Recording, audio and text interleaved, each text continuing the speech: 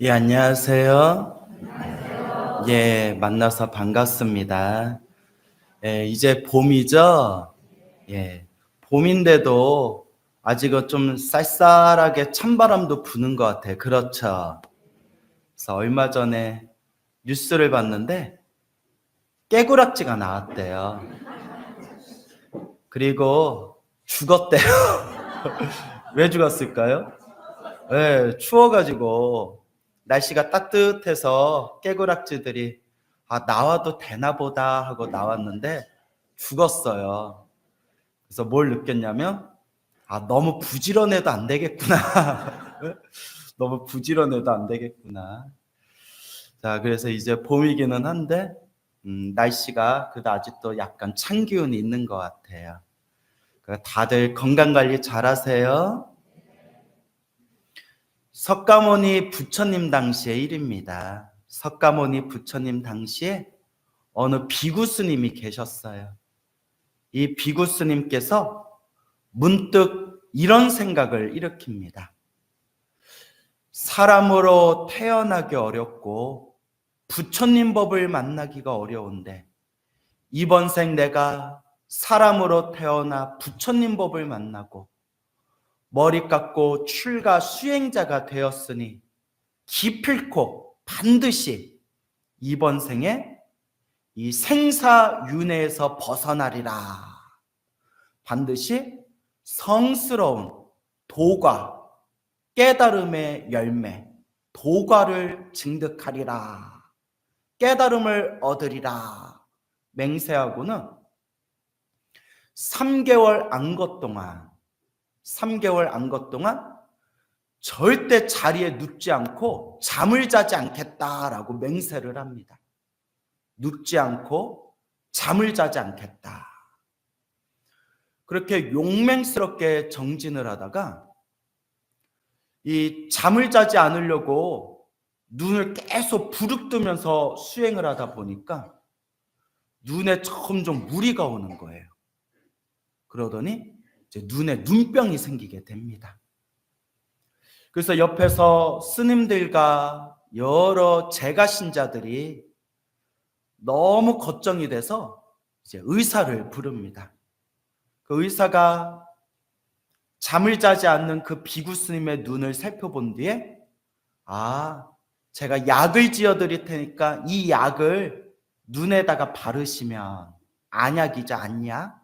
눈에다가 바르시면 금방 나으실 겁니다. 하고 약을 지어줍니다. 그 의사가 지어준 약을 눈에다 발랐는데도 전혀 효과가 없고 차도가 없고 눈의 눈병이 더 심해지는 겁니다. 왜 그러냐? 눈을 감고 쉬어야 되는데 잠을 자지 않고 눈을 쉬지를 않으니까 약을 발랐는데도 눈병이 더 심해지는 겁니다. 그 의사가 다시 찾아와서 살펴보더니 이상하다. 내가 지어준 약을 발랐으면 벌써 나았을 텐데 왜 눈병이 더 심해질까? 그래서 비구 스님께 여쭤봅니다. 제가 이 약을 지어드리면서 매일매일 눈에다 바르라고 했는데 잘 바르셨습니까? 예, 매일매일 눈에다 발랐습니다. 근데 왜 이렇게 눈병이 심해지죠? 하다가 스님께서 눈을 감지 않고 잠을 자지 않고 쉬지 않는다는 것을 이제 의사가 알아차리게 됩니다. 스님, 제가 약을 아무리 지어드려도 눈을 감고 쉬지를 않으면 눈병이 낫지를 않습니다. 그러니까 약을 바르시고 눈을 감고 쉬십시오. 그런데 이 비구 스님은 내가 이번 안거에 깨달음을 얻을 때까지 절대 눕지도 않고 눈을 감고 자지도 않겠다 맹세했기 때문에 의사가 좀 쉬어라 해도 의사의 말을 듣지 않고 용맹스럽게 계속 정진을 하는 겁니다. 그러면서 눈병이 더 심해지고 눈병이 더 심해지니까 눈에서 막 고름이 나올 정도예요. 의사가 보더니 이제 의사도 화딱지가 나가지고 스님이 내 말을 듣지 않는데 어떻게 병이 낫겠습니까? 스님 하고 싶은 대로 하십시오 하고 의사도 이제 화딱지가 나가지고 스님 알아서 하십시오 말한 뒤에 의사도 그냥 떠나버립니다. 이 스님도 고집이 보통이 아니에요. 그렇게 공부하다가 눕지도 않고 잠을 자지도 않고 눈을 쉬지도 않고 정진하다가 안거가 끝날 때쯤에 드디어 요 눈에 고름이 가득 차가지고 눈이 실명을 해버립니다. 눈이 완전히 실명을 해버려요. 눈이 실명이 되는 순간 오히려 그 스님은 모든 번뇌와 망상이 산산이 부서져서 욕망과 번뇌에서 벗어난 거룩한 성자, 윤회에서 벗어난 거룩한 성자, 아라한이 되십니다. 뭐가 되세요? 아라한이 되세요. 그러니까 눈은 실명했지만 자기가 발언한 대로, 자기가 목표를 세우고 수행하고 정진한 대로 결국 이번 생에 모든 번뇌망상이 사라지고 생사윤회에서 벗어난 거룩한 성자, 아라한이 됩니다. 눈이 멀어버렸어요. 아라한이 되신 이 스님의 눈이 먼 상태에서 힘들게 어렵게 길을 걷고 걸어서 부처님이 계신 사원에 도착하게 됩니다. 부처님 사원에 있는 여러 비구 스님들이 눈이 먼 스님이 이렇게 멀리서 찾아왔으니까 얼마나 마음이 안타깝고 애틋하겠어요. 스님, 오늘은 날이 늦었으니까 부처님은 내일 만나 뵙고 부처님은 내일 인사를 드리지요. 저희가 방을 하나 안내해 드릴 테니까 방에서 푹 쉬고 계십시오. 내일 아침에 해가 뜨면 내일 부처님께 인사드리지요 하고 이 눈이 먼 아라한 스님을 방에다 모시고 편안하게 쉬시게 합니다. 그 다음날 아침이 되었을 때 이른 아침에 방에서 쉬고 계시던 그 아라한 스님이 방에서 나와서 그 사원 앞들을 천천히 왔다 갔다 걸으면서 경행을 하십니다. 무엇을 하세요? 경행은 뭐냐면 천천히 걸으면서 마음을 수행하는 것을 경행이라고 해요. 그래서 한 발자국 한 발자국 걸으면서 몸과 마음에 일어나는 현상을 알아차림하면서 마음을 닦는 일종의 걷기 명상이에요. 무슨 명상? 걷기 명상. 그 이제 경행이라고 해요. 그래서 불교에서는 앉아서 수행하는 걸 좌선이라고 하고요. 걸으면서 수행하는 걸 경행이라고 합니다. 그래서 그렇게 앞들여서 경행을 하는데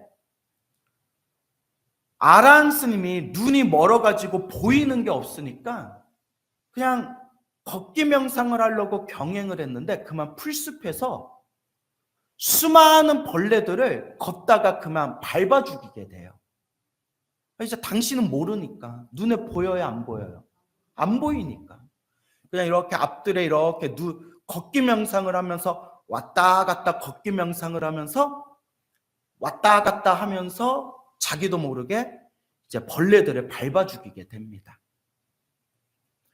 그렇게 아침에 다른 비구 스님들이 눈이 머신 스님이 잘 쉬셨나 하고 이렇게 와봤는데 눈이 먼 이 아라한 스님이 왔다 갔다 경행한 자리에 뭐가 다 죽어 있어요?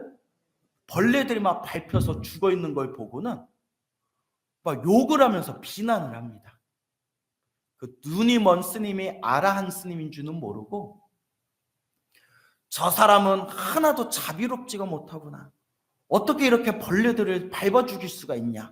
저 사람은 수행하는 수행자가 아니다. 라는 식으로 비난을 하게 됩니다. 그리고 부처님에게 가서 부처님께 막 고자질을 합니다. 부처님, 어제 저녁 때쯤에 어느 비구 스님이 왔는데 저희가 방을 잘 안내해 드렸는데 오늘 아침에 잘 쉬셨나 가보니까 앞들의 벌레들이 다 밟아 죽여놨습니다. 어떻게 이런 일이 있을 수 있습니까? 근데 부처님은 다 아시잖아요. 그렇죠? 부처님은 다 꿰뚫어 보시잖아요. 그래서 부처님께서 그런 일이 있었냐? 그러면 그 비구 스님을 좀 데려와라. 그래서 그 눈이 먼 아라한 비구 스님을 이렇게 이제 부처님 앞으로 데려옵니다. 그러니까 눈이 먼 아라한 스님이 부처님 발 아래 삼배를 올리고 부처님께 공경 예배를 올리고 부처님께 문안을 드리니 부처님은 이미 모든 걸 다 꿰뚫어 보고 계시잖아요. 아, 이 비구가 열심히 수행을 해가지고 눈이 멀었구나. 눈이 멀었지만 아라한이 되었구나. 위대한 성자가 되었구나. 근데 요 아직 어리석은 다른 비구들은 이 눈이 먼 비구가 아라한인 줄을 모르고 있구나. 다 꿰뚫어 보시고 부처님께서 다 아시면서 일부러 물어보십니다. 그대여, 오늘 아침에 앞들에서 경행을 하면서 벌레들을 밟아 죽였는가? 그 비구 스님이 제가 눈이 어두워서 경행을 하면서 제가 벌레를 밟아 죽였는지는 저도 잘 모르겠습니다. 하지만 제가 혹 벌레를 밟아 죽인 게 있다면 제가 진심으로 참회합니다. 제가 눈이 어두워서 그랬습니다. 그때 부처님께서 이렇게 물어보십니다. 죽이려는 의도가 있었느냐? 죽이려는 마음을 가지고 밟았느냐? 그러니까 죽이려는, 벌레를 살상하려는 의도가 있었느냐? 아닙니다, 부처님. 어찌 제가 감히 그럴 수가 있겠습니까? 저는 전혀 벌레를 죽이려는 의도가 없었습니다. 제가 눈이 어둡고 어리석어서 실수를 저질렀습니다. 그때 부처님께서 이와 같이 말씀하십니다. 비구들이여, 이 눈이 먼 비구는 죽이려는 의도가 없이 실수로 벌레를 밟았기 때문에 죄가 있다 없다? 죄가 없느니라 라고 말씀을 하십니다. 그러니까 죽이려는 의도가 있어야 살생의 업보가 성립되는 거예요. 그러면서 비구들 앞에서 이와 같이 말씀하십니다.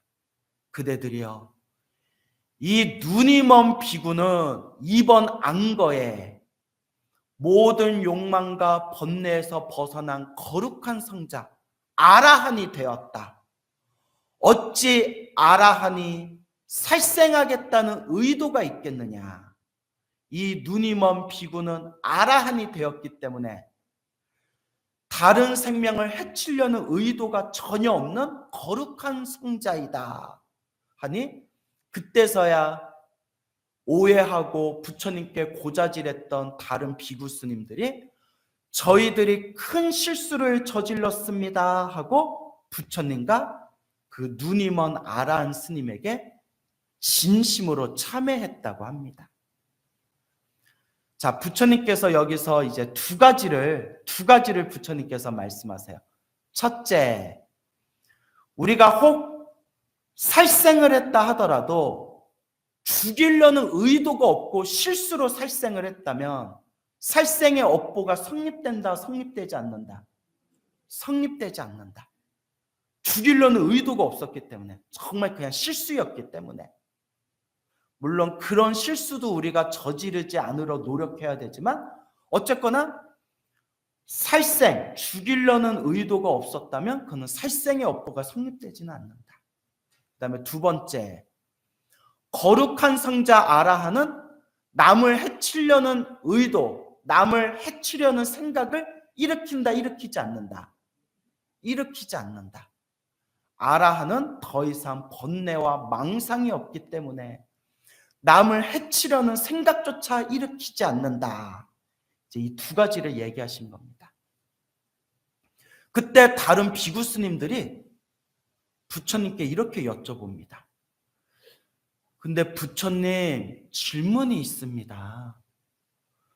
저 눈이 먼 아라한 스님은 이번 생에 아라한이 될 정도로 큰 공덕을 갖춘 분이신데 어쩌다가 저렇게 눈이 멀어버리는 장님이 된 업보를 받게 된 겁니까?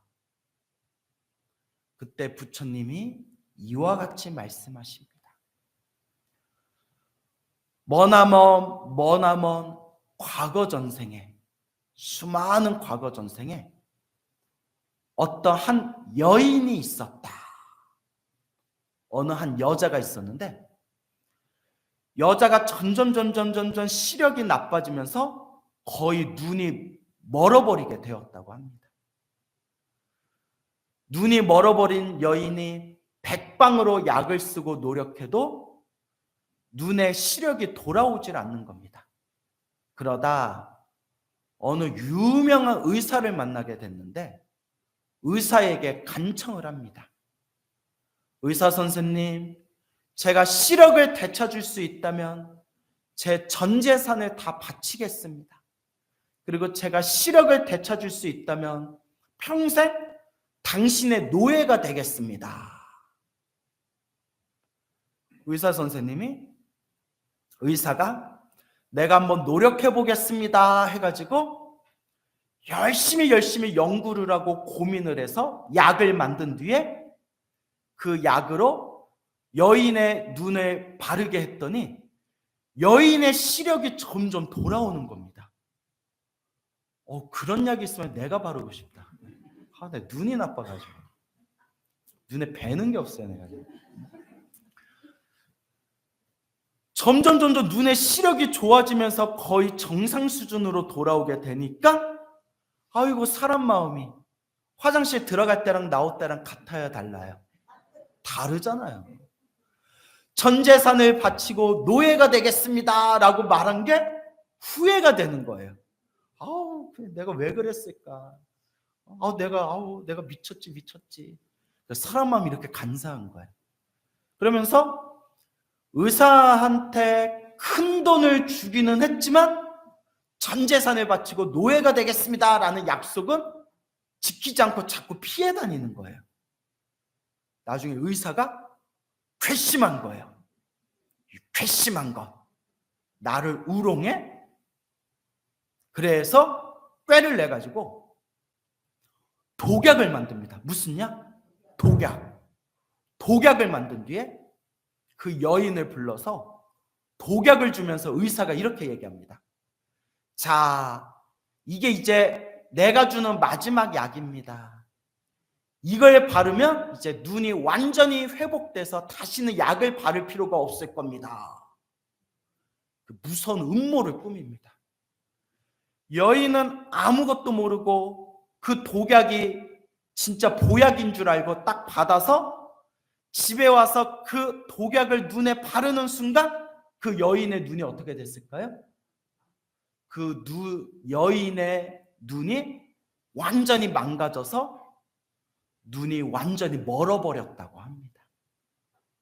의사가 복수를 한 겁니다. 물론 그 여자도 얄미워요? 안 얄미워요? 얄밉죠. 하지만 아무리 얄밉다 하더라도 멀쩡한 눈을 멀어버리게 하면 돼요, 안 돼요? 안 되죠.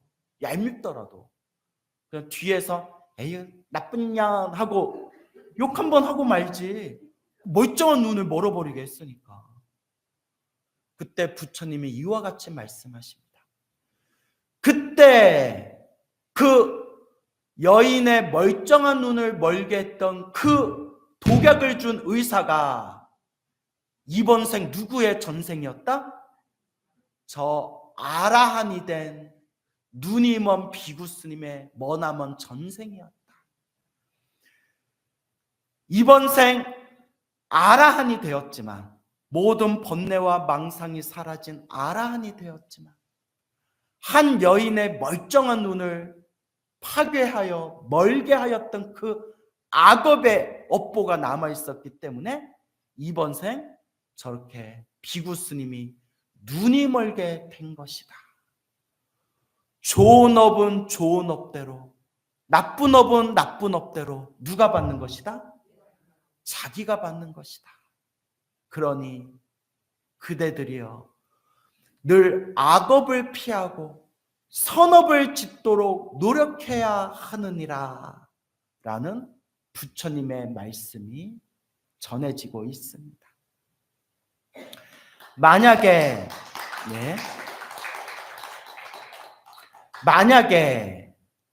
그 의사가 얄밉지만 속으로 좋은 마음을 일으키면서 그래도 눈이 멀어가는 여인의 눈을 내가 시력을 되찾게 해줬으니 그걸로 내가 착한 일을 한 게 아니겠느냐, 그래도 내가 좋은 일을 하지 않았느냐, 그래도 내가 복을 짓지 않았느냐라고 좋은 마음으로 돌렸으면 그 의사는 오히려 무엇을 지은 것일까요? 복과 선업과 공덕을 지었을 텐데 괘씸한 마음과 화가 나는 마음으로 그 여인의 멀쩡한 눈을 멀게 했기 때문에 그게 무서운 업보가 되어 뒤따르면서 아라한이 될 정도로 큰 공덕을 지은 그 비구 스님에게 눈이 멀 수밖에 없었던 악업의 업보, 악업의 작용으로 그 업보를 받게 되었다는 겁니다. 그래서 여러분 명심하셔야 됩니다. 여러분 아라한이면 대단해요, 안 대단해요? 대단해요. 아라한이면 위대해요, 안 위대해요? 위대해요. 그래서 우리는 나한전이라고 있잖아요. 아라한을 모시고 있는 나한전. 이런 위대한 아라한들조차도 업보를 피한다, 못 피한다? 못 피한다. 그래서 부처님이 업이 이렇게 무섭다는 거예요. 아라한들조차도 업을 피해가기가 어렵다. 근데 우리같이 번뇌망상이 가득한 우리 같은 중생들은 이 업을 얼마나 무섭게 여겨야 되겠습니까? 참으로 무섭고 무서운 일입니다. 부처님 당시에 어느 비구 스님이 있었는데 이 비구 스님이 수행을 열심히 해서 아라한이 되었다고 합니다. 뭐가 되었다? 아라한이 되었는데 이 비구 스님이 아라한이 되신 비구 스님은 오래전부터 지병이 있었대요. 머리가 항상 끊어질 것 같은 두통 속에 시달렸대요. 머리가 끊어지고 깨질 것 같은 두통에 시달리고 있었는데 아라한이 되신 이 비구 스님이 머리가 너무 깨질 듯이 아파가지고 문득 이런 생각을 일으킵니다. 나는 이번 생에 해야 할 일을 다 마쳤다. 나는 이번 생에 깨달음을 얻고 더 이상 윤회를 하지 않는 그런 거룩한 존재가 되었다. 하지만 나는 머리가 깨질 듯한 두통과 아픔 때문에 일상생활이 너무나 살아가기가 힘들고 다른 사람들에게 법을 펼치기가 힘들다. 그러니 차라리 이 세상을 빨리 떠나는 게 나을 것이다 라고 결심하고는 이게 좀 깜짝 놀랄 만한 일인데 스스로 자살을 하십니다. 아라한 스님이. 그 경전에는 이런 내용도 다 나와요. 비구 스님들이 그 자살을 하신 아라한 스님의 다비식을 잘 올린 뒤에 부처님께 찾아가 여쭙니다. 부처님, 자살을 하면 나쁜 업보가 된다고 했습니다. 저 스님도 스스로 목숨을 끊었으니 나쁜 업보가 되겠습니까? 불교에선 자살을 금지하거든요. 부처님이 딱 이렇게 얘기하십니다. 아니다. 저 비구는 스스로 목숨을 끊었지만 나쁜 업보가 되지 않는다. 왜 그렇습니까, 부처님? 이미 깨달음을 얻고 해야 할 바를 다 마쳤고 윤회에서 벗어난 거룩한 존재이기 때문에 스스로 목숨을 끊어도 죄가 된다 되지 않는다, 죄가 죄의 업보가 되지 않는다라고 부처님이 분명히 딱 선언을 하십니다. 아라한은 모든 번뇌망상이 사라진 존재이기 때문에 어쩔 수 없는 상황에 의해서 스스로 목숨을 끊었다 하더라도 이미 윤회에서 벗어난 존재이기 때문에 나쁜 업보가 되지 않는다, 딱 얘기하십니다. 그때 비구 스님들이 이렇게 여쭤봅니다. 부처님, 저 아라한이 된 비구 스님은 이번 생 아라한이 될 정도로 큰 공덕을 갖춘 사람인데 어찌하여 저렇게 머리가 깨질 듯한 두통에 시달리면서 스스로 목숨까지 끊어야 할 정도로 저렇게 머리가 아픈 업보를 받은 것입니까? 부처님이 이와 같이 얘기하십니다. 이것도 누가 지은 업이니라? 자기가 지은 업을 자기가 받는 것이다. 머나먼 너머나먼 과거 전생에 한 남편이 있었는데 여인을 만나 결혼을 해서 결혼 생활을 하며 이 첫 번째 부인이 아이를 낳지 못했다고 합니다. 몇 년이 지나도 아이를 낳지 못해가지고 이 남편이 두 번째 부인을 맞이하게 됩니다. 두 번째 부인을 맞이해서 얼마 되지 않아 두 번째 부인이 아이를 낳게 됩니다. 두 번째 부인이 아이를 낳게 되니까 질투와 시기심과 분노에 눈이 멀어버린 그 첫 번째 부인이 두 번째 부인에게 약을 먹여가지고 두 번째 부인이 죽게 만들고 심지어 그 아기의 머리 정수리에다가 바늘을 찔러가지고 바늘을 깊숙이 찔르니까 아기가 아파서 울면서 시름시름 앓다가 죽는데 이유를 발견하지 못하는 거예요. 그 말랑말랑한 아기의 정수리에다 뭘 박아 넣어가지고 바늘을 박아 넣어서 사람이 이렇게 잔인해요. 사람이 이렇게 잔인해요. 그 죄 없는 순수한 아기의 정수리에다 바늘을 찔러 넣어가지고 아기를 죽음에 이르게 하였다.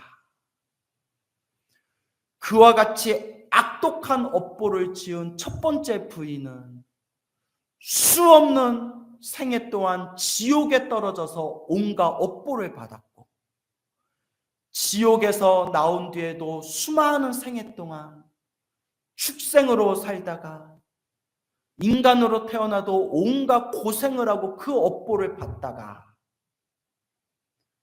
수많은 생애 동안 지어놓은 착한 업이 있어서 이번 생에 석가모니 부처님을 만나 머리 깎고 출가하여 결국 아라한이 되었지만, 뭐가 되었지만? 아라한이 되었지만 머나먼 과거 전생에 무엇을 한 업보 때문에? 아기의 정수리에 바늘을 찔러놓고 그 아기를 고통스럽게 죽였던 그 업보가 아직도 남아있어서 아라한이 되었는데도 뭐가 아픈 업보를 받고 있었던 것이다? 머리가 아픈 업보를 받았던 것이니라 라는 내용을 제가 딱 본 순간 저도 충격받았어요. 야, 깨달음을 얻은 거룩한 성자 아라한들조차 무거운 업보를 피할 수가 없구나. 업보가 이렇게 무서운 거구나. 저도 깜짝 놀랐어요. 업이란 게 이렇게 무섭구나. 이 아라한들조차도 업을 피해갈 수가 없구나. 얼마나 이 업이 무섭습니까? 그러면서 부처님이 하신 말씀이, 하지만 이 비구는 이번 생 아라한이 되어 번뇌망상이 사라지고 윤회에서 벗어났기 때문에 다시는 고통을 받는다 받지 않는다. 이제 다시는 고통을 받지 않으리라 라고 부처님이 증명하시는 내용이 지금까지 전해지고 있습니다. 여러분, 뭐가 무섭습니까? 업이 무섭습니다. 여러분, 업이 무섭습니다. 이렇게 업이 무서운데 우리 불자님들은 쬐까 기도한 것 같고 쬐까 절에 다닌 것 같고 효과가 있네 없네, 좋은 일이 생기네 안 생기네, 절에 이렇게 열심히 다녔는데 나한테 이런 일이 생겼네, 기도 열심히 했는데 부처님이 안 막아주시네, 이런 소리를 하고 있어요. 근데 저도 그래요. 저도 그래요. 그렇지만 우리가 스스로를 돌아봐야 됩니다. 그래서 여러분, 자꾸 법문을 듣고 경전을 봐야 돼요. 법문을 듣고 경전을 보면서 부처님 가르침을 공부하면서 아, 뭐가 이렇게 무섭구나? 업이 이렇게 무섭구나 라는 것을 마음에 되새기면서 나쁜 일이 생기고 나쁜 일이 생기더라도 아, 내가 지은 업 뭐예요? 내가 지은 업을 누가 닦고 있구나? 지금 부처님 법을 만나 내가 지은 크게 받을 업보를 지금 작게 받으면서 닦고 있구나 라는 것을 꼭 명심하셔야 됩니다. 알겠죠? 그래서 제가 신도님들한테 자주자주 드리는 이야기인데, 우리 서유계에 나오는 현장법사라고 아시죠? 현장법사가 인도에 유학을 가서 날란다 대학교에 들어갔을 때 그 날란다 대학교에 스승님이 바로 계연법사라는 큰 스승이 계셨어요. 무슨 법사? 계연법사. 이 계연법사가 거의 120살을 살았대요. 120살. 그리고 날란다 대학, 인도 최고의 대학교고 인도 최고의 천재들만 모인다는 날란다 대학교에서도 천재들 사이에서도 천재 소리를 듣던 대스승이 바로 계연법사예요. 인도의 계연법사. 근데 여러분, 계연법사가 원래 현장 스님을 만나기 전에 자살하려고 했대요. 뭐 하려고 했어요? 자살하려고 했대요. 왜 그러냐? 그 얘기가 우리 불교설에 자세히 나와요. 계연법사가 젊었을 때부터 몸이 너무 아팠대요. 몸이 너무 아팠대요. 정말 죽을 듯이 아팠대요. 아무리 기도를 하고 아무리 불공을 올려도 이 몸이 너무 아프더래요. 사람 몸이 아픈 것도 1년, 2년, 3년이지 몇십 년이 몸이 아파봐요. 너무나 몸이 아파서 지치고 지친 계연법사가 부처님, 저는 더 이상 견딜 수가 없습니다. 너무 괴로워서 견딜 수가 없습니다. 저는 그냥 이 세상을 떠나렵니다 하고 이제 자살을 결심하게 되었답니다. 너무 몸이 아프니까. 자살을 결심하고 그날 잠이 들었을 때 꿈에 관세음보살, 문수보살, 미륵보살 세 분의 보살님이 꿈에 나타났대요. 몇 분의 보살? 세 분의 보살이. 관세음보살, 문수보살, 미륵보살이 계연법사 꿈에 탁 나타나면서 이렇게 이야기를 하더랍니다. 그대여, 계연이여, 목숨을 끊지 말아라. 목숨을 끊지 말아라. 그대가 이번 생에 이렇게 몸이 아프고 괴로운 이유가 다 있느니라. 그대는 머나먼 과거 전생에 한 나라를 다스리던 왕이었는데 불심이 깊고 세상에 부처님 법을 널리 전하던 왕이었는데 불심이 깊고 부처님 법을 널리 전하기는 했지만 아주 못된, 아주 악독한 성품이 있어서 백성들을 너무나 많이 괴롭혔느니라. 참 희한하죠. 불심은 깊었는데 누구를 많이 괴롭혀요? 백성을 많이 괴롭혔대요. 참 우리 중생들 희한하죠. 우리도 절에 보면 불심은 깊은데 꼭 절에 와서 갑질하고 민폐 끼치는 불자들이 있어요. 텃세 부리고. 참 희한하죠. 왜 대답이 없는 거 보니까 찔려요? 다들 갑자기 누구 얘기하는 거야? 참 희한하죠. 그대가 과거 전생의 왕이었을 때 백성들을 너무나 괴롭혔기 때문에 죽어서 어디에 떨어져야 되는데?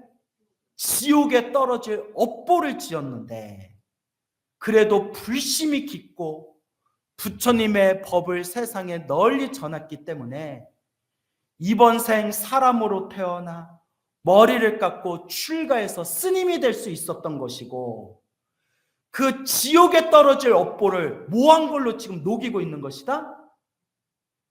몸이 아픈 걸로 지옥의 업보를 녹이고 있는 것이니라.